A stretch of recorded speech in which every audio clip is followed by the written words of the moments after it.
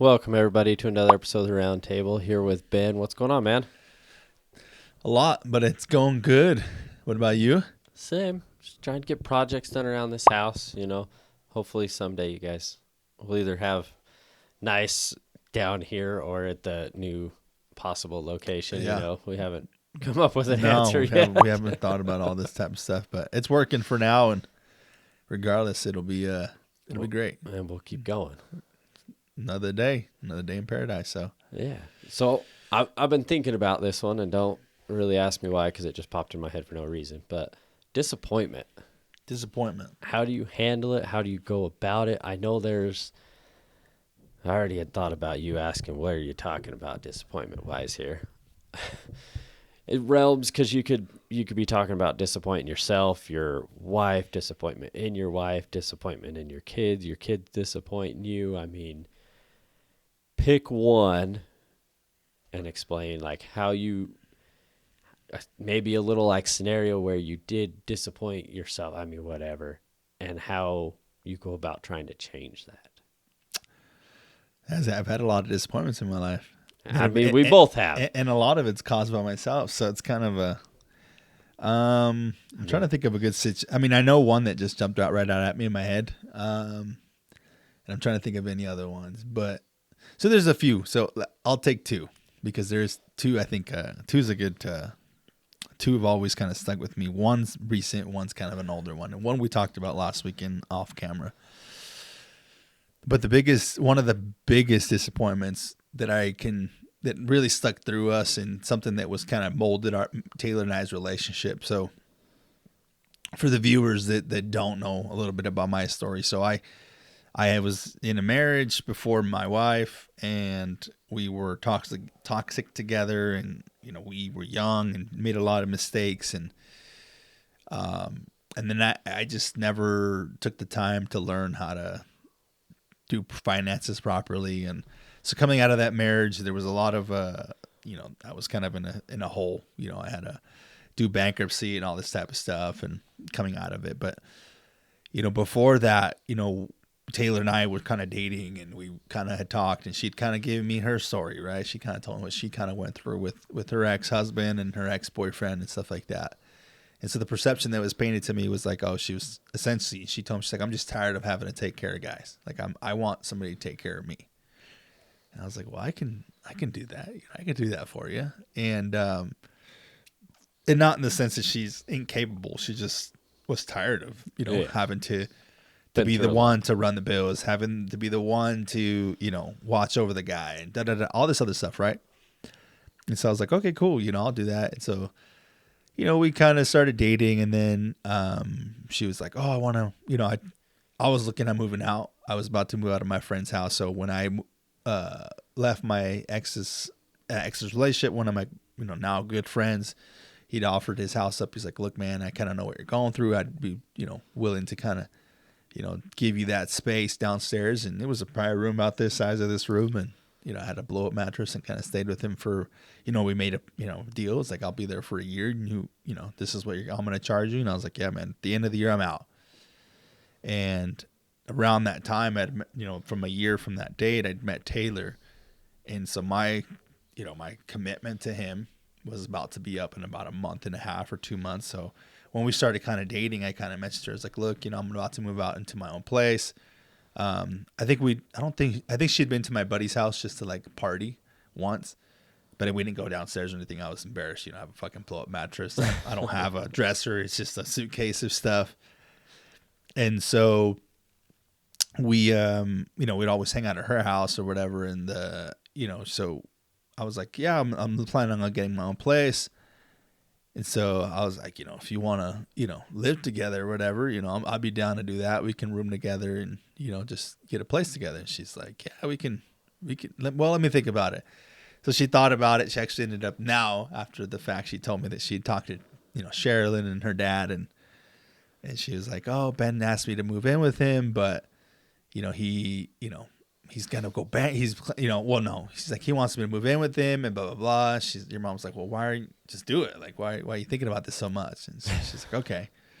So anyways, we started applying for apartments.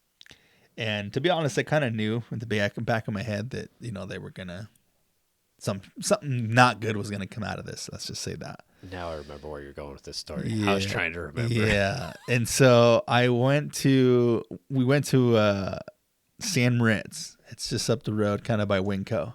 And they're really nice apartments, right? Super expensive, to be honest. Probably more expensive than your home payment. Let's just say that. Most apartments are. I got a great home payment. So we went there and we applied, and she calls me. She's like, "Oh, they denied us. Blah blah blah. They said it's because of you, essentially." And she couldn't apply by herself. Well, actually, I'm sure she could have applied by herself. As I say, she was doing really good. She probably at that could point, have, anyway. but she just didn't. I think she was just bummed out. Like she just wanted me to be on the loan or the lease agreement. And so, that was a pretty big disappointment. We walked away, and we talked about it, and she was like, yeah, like, it sucks that, we can't get the apartment and whatnot. And, we had a long discussion, and then that discussion led into like kind of where I was financially, of like, on the brink of claiming bankruptcy because I have so much debt. And I had money. I was making decent money at the time. I actually just got a car. And we, kind of navigated through that. And then I told her, I was like, look, this is kind of the situation. Like, I'm good now. There's stuff that's kind of with me that I can't catch up on. But my plan to begin was to be like claim bankruptcy and then come back and build myself back up to where I needed to be. So I kind of told her that. And I guess she had talked to her dad, talked to Gary, and Gary was like, she was like crying. He's like, why are you crying? And she's like, oh, Ben told me he's going to go bankruptcy, blah, blah, blah. He's like, that's it? He's like, why are you freaking out about that? Like, that, if anything, he's going to be in a better spot than he is right now. So I didn't know that till, we were dating a few years in, and I just laughed. And I was like, it sounds like a Gary response. Like, I was going to say, that's like your wife's awesome, but that is 100% like the two of them right there. Yeah. Like, freak out. And then your wife is very methodical and puts a lot of thought and emotion into her life. Like, and I've only really got to know her more over the course of like maybe 6-8 months before you met her. So like I've known her for years, but she was always doing her thing. We were always doing our thing. Like, she wasn't always at the family events and stuff. So we didn't always get to talk as much, but through her late husband and then the end of that, kind of her and my wife were real close. So like I've got to know her more over those years. So yeah, she's very methodical. She's very emotional with her decisions, which isn't a bad thing. No, Taylor, it's not a bad thing. No, it's a good thing.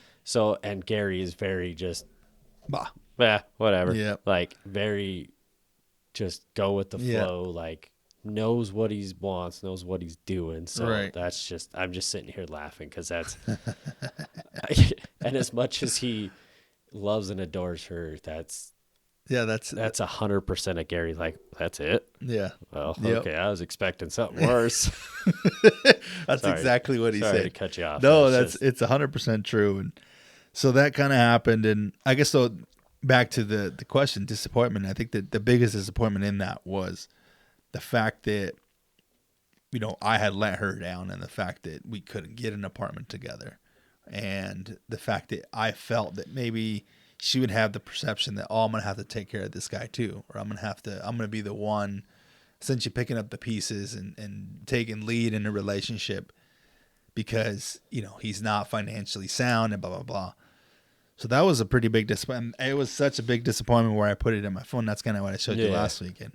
So it's from 2016, and I don't remember the date now, but I think I want to say September something. But I was going to say, I feel like it was right around this time. Like September 18th or something. And so it stuck with me for a long time. That was one of the biggest disappointments in our relationship that I had caused, because I felt like I had robbed her from kind of what she wanted to do. And what she wanted in that was solely influenced by my mistakes, my things that I did previous to that. And so it was hard because I couldn't for a long time, not a long time. It was literally a couple hours where I was like, why did I do all these things? And why is my past still following me?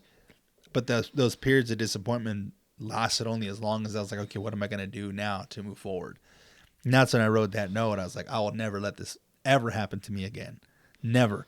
Not because of like ego, but it was like more because I will never allow myself to get that low to where anything will deny me. If I'm denied, it's because of a good reason, not because of the decisions that I've made in my past. And so, yeah, if you're denied, it's because of it doesn't feel like the right relationship, not the money behind it. Because the money will never be a problem, is what you're exactly. And so, more what I think you're getting at there. Yeah. So that's kind of what that was probably one of the biggest things, but it was also something that solidified our relationship. It got us heading in the right direction. It had us going in the right direction, and it was just it was a big deal, and it was hard to deal with. It was hard to like mentally to deal with from my standpoint, because I think when you wrap yourself around the situation and you see like, I am the issue, I am the owner of why this is happening, it's a tough pill to swallow. And it's yeah, I know all that too well. All too well. So it's tough to move away from that. But the biggest thing that kind of kept me moving forward was just, I know that there would be much greater things in our lives. There would be much more opportunity for me to show her that I'd, could do better and be better, and actually her not have to worry about her like leading in their relationship. So it just offered more opportunity for me to be able to show her that. And so that's kind of the way I dealt with it. I was just, I'm going to create so much more opportunity to show her that I'm not that will be erased. Maybe it'll be a speck in our relationship, but it won't be. This is kind of what I remember of Ben.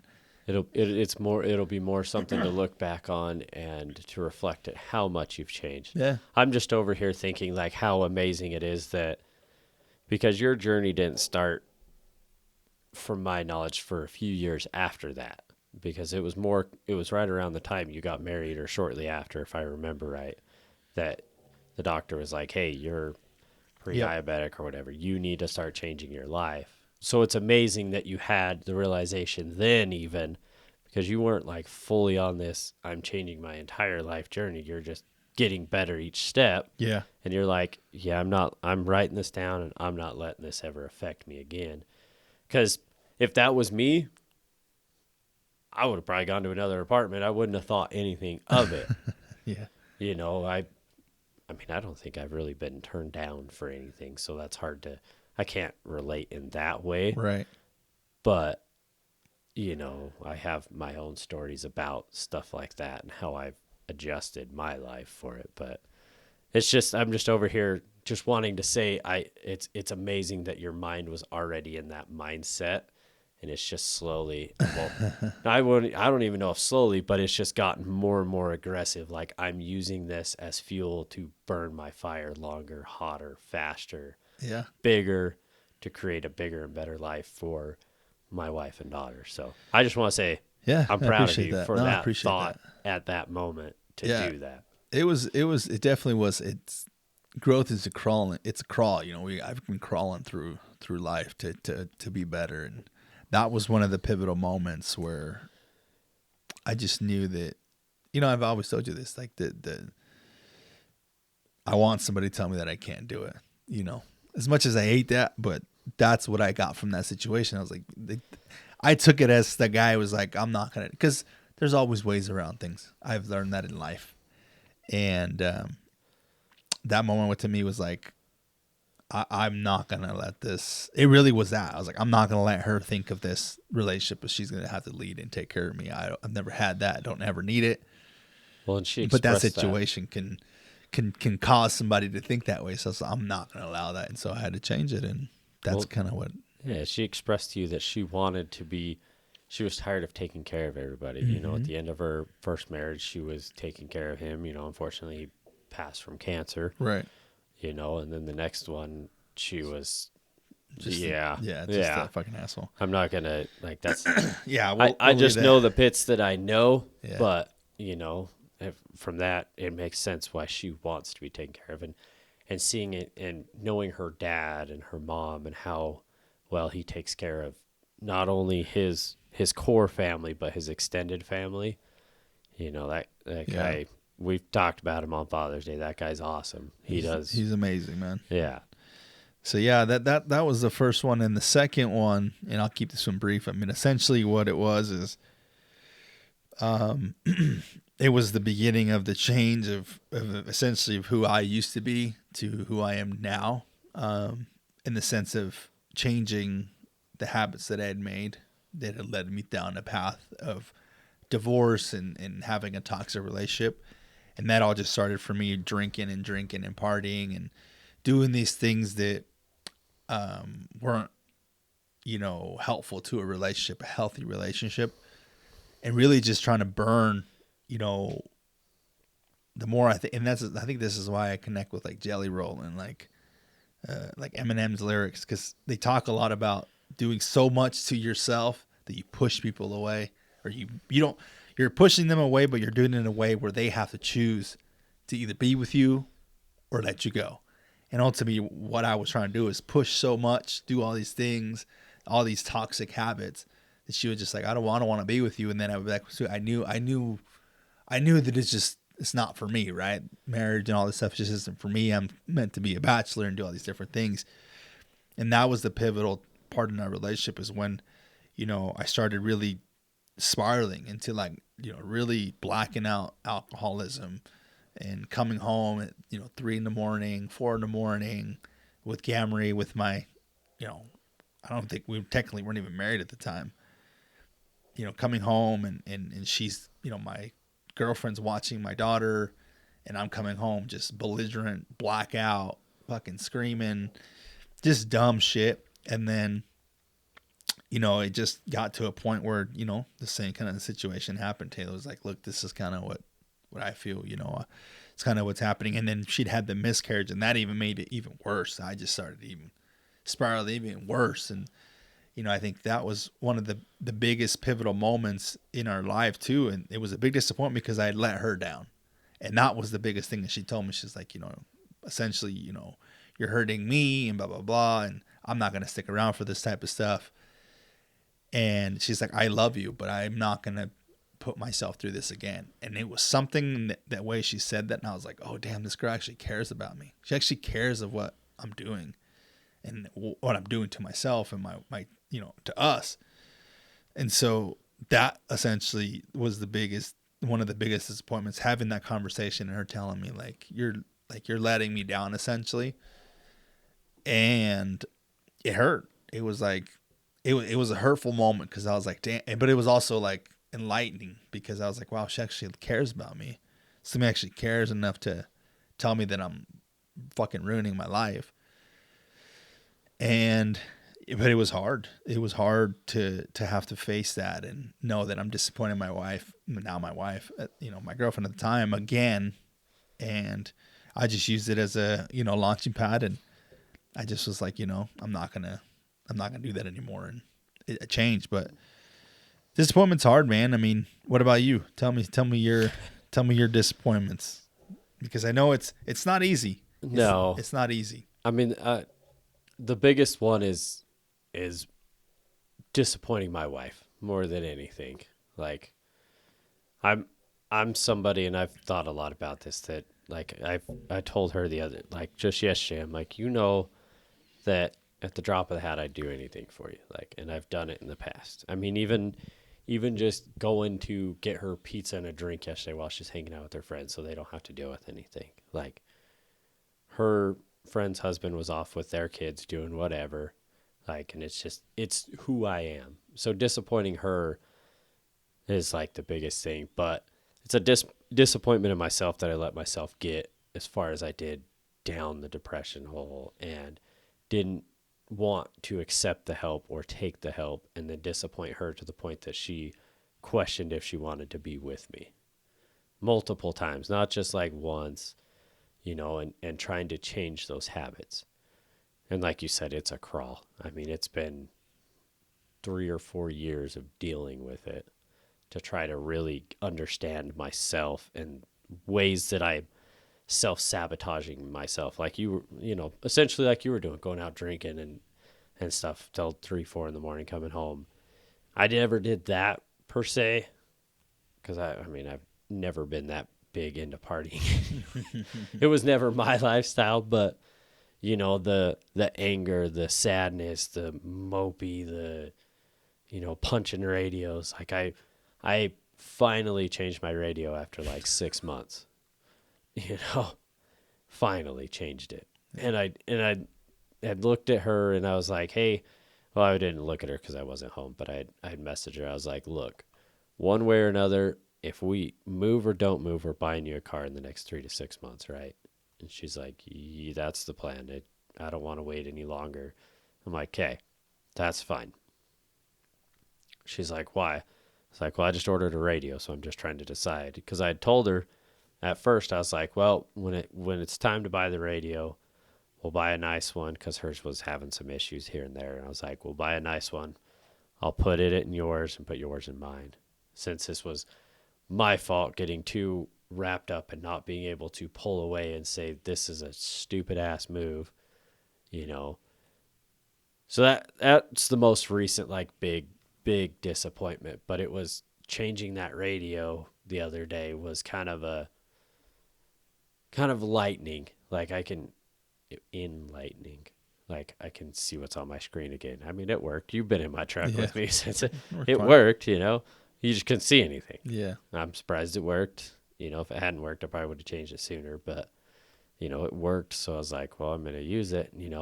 It was mildly embarrassing when people would get in and be like, what happened? Yeah, you just got to be honest and own it. Like, I got pissed and punched it. Like, it is what it is. I don't know what to tell you. Like, well, and even my kids, when they got in after it happened, what happened? Why'd you do it? Bad example, kids. Like, and disappointing them because they don't understand yet. Like, it's hard. Disappointment is something that's so hard to deal with. Like, for me, especially, like, I don't like disappointing anybody, which ends up me being a yes man, which I've learned to pull away from it. Like, if there's certain things that I can just go do and get done real quick, 10, 20 minutes, like, it's not that big of a deal. But if I know it's going to take me hours upon hours, sometimes it's like I can't do it right now, or this isn't working so well, so we need to readjust. Like, even we were talking about selling this current house. It was kind of a disappointment to her because she was getting so excited, and she was already like in a kind of off mood, and then getting that news that selling the house might not work. Obviously the realtor's all about it, but the numbers weren't lining up for us. I could tell she was pretty disappointed. And I felt like it was me, because it's ultimately like half the projects around this house, well, not even half, 100% of the projects around this house are things that I've either started and got like livable because I needed to, or I don't think I've fully finished a single project in this house besides putting flooring in my house. But I can't even say I fully finished it because I haven't done baseboards in some of the spots. So, where the baseboards were incomplete or something, I didn't finish puttying them up, whatever the case might be. It's that same scenario. I let her down because maybe if everything was ready, we could have pulled the trigger and said, let's get it on the market right now. Like, we're ready. We'll clean it up in a week and get it on the market. But the numbers just weren't lining up. And the work that I'd have to put in and the time and the energy, she's just like, I just don't fully see it. But if we're going to do all this work, why don't we do everything we can to just make our house better for the time being? Because who knows, 6-8 months, hell, the market might be 10 times better for us. Who knows? Mm-hmm. Plus our interest rate, money, like, I could tell it disappointed her, but she's also very logical. Mm-hmm. And is looking at the budget and looking at the budget and looking at the budget and is like, I know we can, but do I want to? Do I really, really want to? Double my mortgage. Yeah, I'll have a paid off car. Yeah, I'll have new stuff. But then we got to factor in I'm driving more. She might lose clients. There's a whole factor in it Mm-hmm. that we're just, and I know it disappointed me and it disappointed her, but So how do you use disappointment? so How do you view disappointment in your mindset? so for disappointing myself, that's like you said, that's that fuel, that's that note, like to keep pushing forward. Like I don't want to continue being a disappointment to myself. So keeping my promises to myself, this was something she was talking about actually too. My wife had brought it up, like keeping promises to yourself, like, and if you've committed to something, stick to it. Like I have been feeling kind of bad because was like, I want to keep going on this, like real close to my 75 hard stuff for 90 days. And I've been slipping a little bit trying to get these projects done.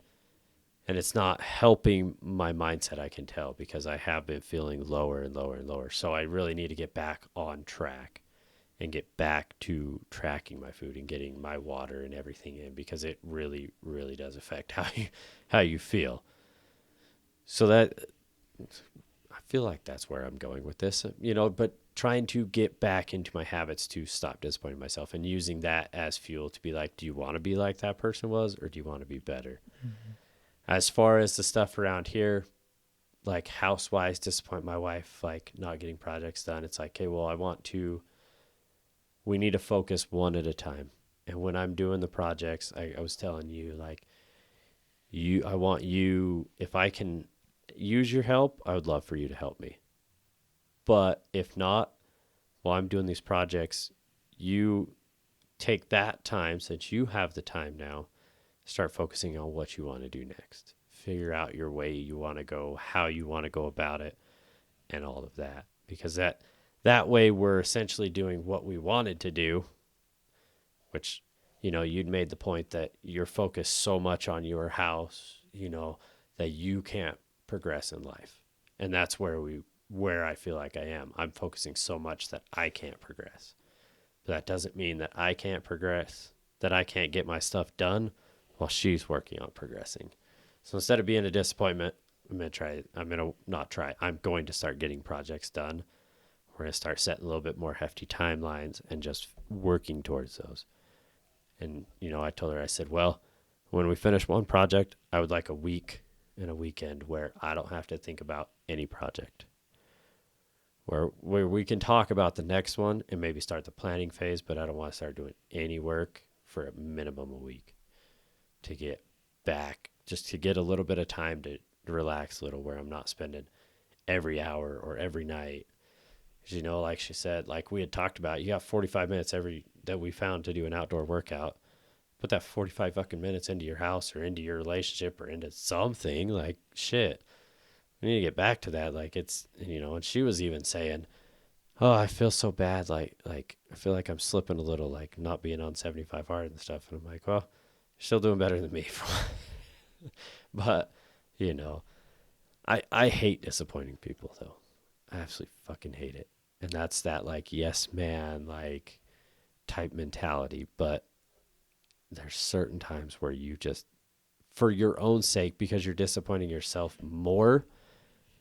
No More Mr. Nice Guy talks about it in his book all the time, but you're disappointing yourself more by going out of your way to help somebody else when that doesn't fill your bucket, doesn't help you in any way. Yeah, hopefully that kind of answers it for it you does. and the viewers. But It does. I think the disappointment part is just also, it's just a factor of life. Like, yeah, 100%. You have to be aware that people are going to disappoint you. You're going to disappoint other people. It's just the reality, the way we're human beings. We're not perfect beings. So we just, I think we do the best that we can to, especially for our wives, right? I think you and I are very similar in that manner that, we'll do anything for our wives where, but that's also you have to find a balance for yourself, because at least for myself, I'll bury myself, to make my wife happy. Now, Yeah. My wife told me something very, very insightful. She's like, you burning yourself out, you doing all these things that you think that they're good for me, that you're making me happy. Me seeing you not happy is not making me happy. You self-sacrificing for me is not making me happy. And that was insightful to me because I, am and a lot worse before. I was a lot self-sacrificing. I would put off what I wanted to do so that I could do whatever, anything she wanted to do. Well, long story short, I didn't know that that's not fulfilling her if she can't serve me, if I can't, if I'm not happy because I'm just, I think that just creates resentment down the road. And so 100% does. I think you just need to, I think from my standpoint, I just needed to learn that people are going to be disappointed in me and I'm going to be disappointed in them. But I think ultimately, if you use those disappointments as a launching pad to move on to the next phase, to one, be aware that, okay, this is happening. Two, you move on and create a plan of how you move forward with whatever the disappointment is. Because I think it's easy to get stuck in these loops of like, well, this sucked and what are we going to do? And why did we, it's the whole mentality when we started this podcast of when, you start a health journey, you can sit in your disappointment forever and just be like, I'm so disappointed in myself that I was like that for X amount of years or whatever. Or do you just pick up where you're at and just, keep moving forward? You pick up the pieces of where you want and you track forward. And I think it's best said like Goggins with the cookie jar. Like you can be disappointed in yourself, and you can have those moments of lull, but you need to be able to put those into a metaphorical jar. And when you are feeling low, you can come back and you can say, like, for instance, my wife, she can be like, I was 300 pounds at one point, and she tells me more, probably not as much as she actually thinks it, but she tells me, a decent amount of time, like, man, I feel bad. Like, but then she stops and she says, 300-pound me would have killed for a body like this, or would have loved to be like this. Like, she was giving me shit the other day. She's like, you should be so excited when you see me naked. Who says I'm not? But it's a different scenario for every person. You need to find your motivation to put in your cookie jar and use those disappointments. I mean, it's just like your note with, like we were trying to get to, your note with the apartment. Has used that shit to motivate you. I mean, listen to the greats out there. I mean, Andy Frisella talks about it all the freaking time.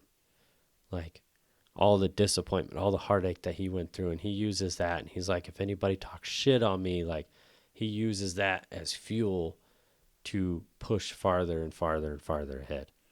Yeah, I think also association, man. I think when you get around people that are actually trying to move forward, you share stories with them. You share stories so much easier too, and you hear that maybe your story, your struggle isn't as bad as what somebody had to go through or is going through. And so I think that's one of the greatest things is the association. If you get around a bunch of winners that are progressing forward through life, you're going to hear their story, right? They're very proud to tell you, this is kind of what I've been through, what I'm going through.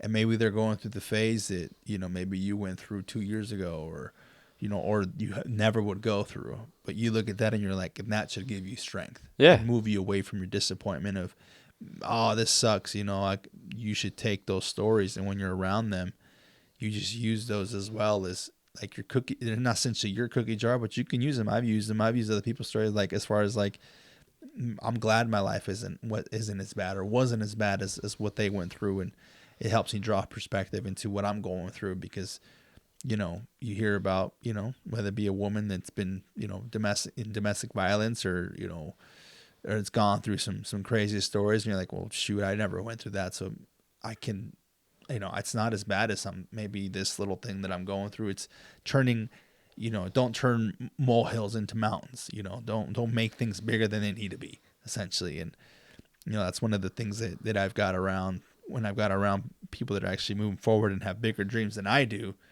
these dreams that I maybe have failed at and haven't actually, progressed forward to, but so the disappointment is there, but then you say, well, this person had this and this, and they're fine. They're progressing forward. So, and I think I'd mentioned to you that what the problem is when you start a growth journey and then you start dreaming, disappointment's going to be all through that. But Oh, that's hell just yeah. it's the failure, it's the learning, that's part of it. It's just, you have these big dreams and you just need to go through these, because if you just woke up one day and you're like, I want a mansion, let's just use that, and then you just had a mansion the next day, what kind of story is that going to tell? What type of, how are you going to be able to show people how to get there? How are you going to show people all the things that you had to go through to get there? Because it's all the greats, like you said, that have actually achieved anything, whether it be, financially, spiritually, whatever, physically. There's always a journey in the middle, and that journey is what this podcast is about. Is it's all the stuff in between. It's all the stuff in there that we fail to talk about, that we just think it's from A to B, from A to Z, and then there's all these other letters in there and all these other journey parts that you have to tackle, and that's what I feel like we miss. But this is what we do, is we really just tell you that it's not all fluff. It's not all beautiful stuff through the middle. And one day we'll look back at these and be like, well, this disappointment that you're talking about now about the house, and, even the stuff about my marriage, like you'll look back and be like, wow, like that was so small, and look what we're at now. And maybe it seems bigger than it needs to be, but it's like taking that mentality back to, it's a molehill. It's not. I was gonna say this. It's gonna be cool to look back in a few years when things have changed. Just kind of to come back, revisit some of this stuff, and see where the disappointments have been, the changes, the growth, the all of it. Like, it's gonna be great to see, because that was the whole point. Like, I mean, we disappointment after disappointment, trying to get this thing started, trying to get it out to the viewers, trying to get time set up, trying to get this set up, fight this, fight that, like disappointment after disappointment. And one thing, when we were doing this, I never was disappointed that we weren't doing it soon enough. I was disappointed that we kept having fucking problems. Yeah. Like, you're just not disappointed in the grind. You're disappointed in I just want to get going. I just want to. Like, we knew it was going to take a minute. We've probably recorded this, recorded that, check this place, check that place, check sound, check this, check that, whatever. And it was disappointed that we kept having these failures, because we're like, well, we got some of this. Oh, well, now we got this. Now this is a problem. Well, now this is a problem. And even now we're like, the equipment works, but we want to get better. Mm-hmm. We want to do something different. We want to grow. It's just a whole mess of things, and like disappointments, just like you said, gonna keep coming. If we would have released the first episode and been, 1 million views and all this, we wouldn't have much to talk about, because it's just the way it is. You have to. There's very few and far between overnight successes that continue that success and actually make something good out of it. Most of them get their 15, 20 minutes of fame, and they make some money, they make some merch, and then it's kind of blown over, gone. The next viral thing hits, and the next viral thing, and it's, a lot of them take that and they run with it, and then they're disappointed because they didn't do things properly, at least the way I would see it. I want the story of grind and triumph. Like, we come from the bottom, and we made it up and all the way to the top, and that's the story I want. I don't want any other story than that. It wouldn't be appropriate for my mentality and things that I've been through.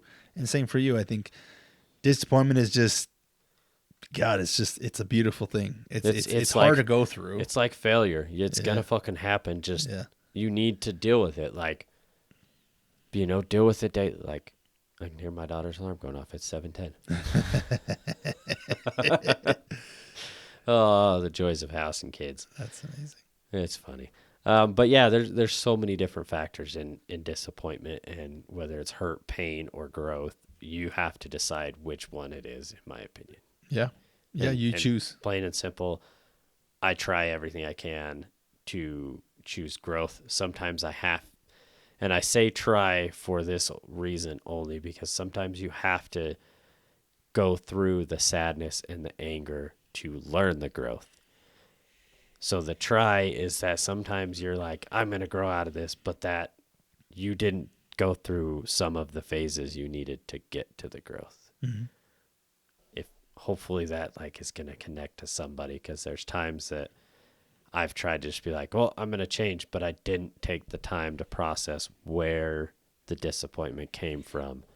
Was it anger, sadness, happy? Like, where did this disappointment come from so that I can use it for growth? Mm. Yeah, I like that. Yeah, that makes sense. Try is still a terrible word. I learned to hate that word, but at the same point, you have to try to see the growth in it.